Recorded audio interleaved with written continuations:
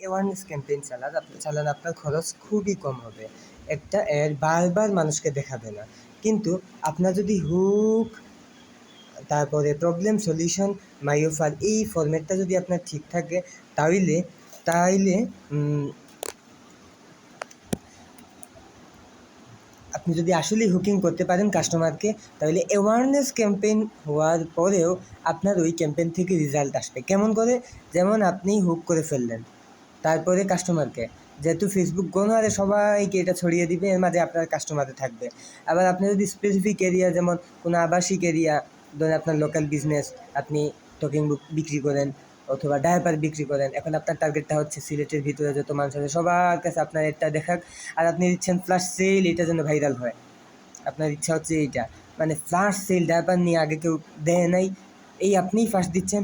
এই হিসাবে impression, awareness এর যে ইমপ্রেশন দিবে, এই অ্যাওয়ারনেস এদের কারণেই আপনার সেল আসবে। আলাদা করে সেল ক্যাম্পেইন আপনার রান করতে হবে না। অ্যাওয়ারনেসের উদ্দেশ্য যদিও হচ্ছে আপনার ব্র্যান্ড সম্পর্কে সচেতনতা তৈরি করা, কিন্তু এই ক্ষেত্রে অ্যাওয়ারনেস ক্যাম্পেইন আপনাকে সেল এনে দিতে পারবে। এর কারণটা কি? আমি তো বলেছি, কারণটা হচ্ছে আপনি মানুষের মনকে হুক করে ফেলবেন, সাধারণ মানুষের মনকে হুক করে ফেলবেন। তারপরে প্রবলেমটা দেখাবেন যে হাজার হাজার টাকা প্রতি মাসে যাচ্ছে শুধুমাত্র ডায়াপারের নিচে। আপনার যদি কিছুটা খরচ বাঁচাতে চান, তাহলে ফ্ল্যাশ সেলে ডায়াপার কিনে নেন। মাত্র 990 টাকার ডায়াপার মাত্র 690 টাকা, একেবারে পাইকারি দামে দিয়ে দিলেন। ডেলিভারি অফার, ডেলিভারি ফ্রি করে দিলেন। আপনি হিউজ কাস্টমারের সাথে কানেক্টেড হইতে পারলেন। অ্যাওয়ারনেস ক্যাম্পেইন, যার কারণে আপনার খরচও কম হয়ে গেল। সো এই হচ্ছে কাহিনী। অ্যাওয়ারনেস ক্যাম্পেইন দিয়েও আমাদের সেলস ক্যাম্পেইনের কাজ করা যায়, যদি আমাদের কন্টেন্টটা ভালো হয়। অ্যাওয়ারনেস ক্যাম্পেইন আমাদেরকে হিউজ ইমপ্রেশন দিবে স্পেসিফিক একটা এরিয়ার ভিতরে, সিলেট সদরের মতো ছোট্ট একটা এরিয়ার ভিতরে। আপনি যদি শুধু মা বাবাদের টার্গেট করেন, তাহলে আরও ছোটো হয়ে যাবে। তখন আপনার এই অ্যাওয়ারনেস ক্যাম্পেইনটাই অনেক কাজে আসবে। সো কাজে আসবে কীভাবে? আপনার খরচ কম হবে, কিন্তু আপনি হাজার হাজার কাস্টমার পাবেন, যারা আবার হাজার হাজার না, শত শত কাস্টমার পাবেন, যারা আবার রিপিট করবে। সো আপনি একবার ফেসবুকে টাকা দিয়ে আর টাকা দিতে হবে না। সো এখানে আমার মানে পরামর্শটা হচ্ছে, যাদের বাজেট কম তারা প্রথমে স্পেসিফিক পার্টিকুলার একটা এরিয়া দিয়ে শুরু করবেন।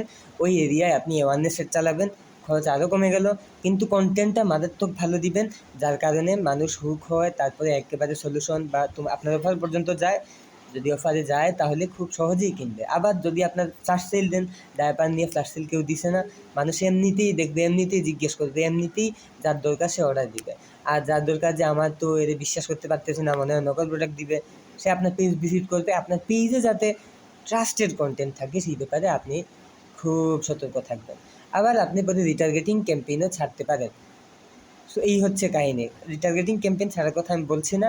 অ্যাওয়ারনেস ক্যাম্পেইন থেকে যে পরিমাণ কাস্টমার আপনি পাবেন, রিটার্গেটিংয়ের চিন্তাই আপনি বাদ দিয়ে দিবেন, আই থিঙ্ক। সো আপনি আপনার ওপিনিয়নটা শেয়ার করতে পারেন। ধন্যবাদ।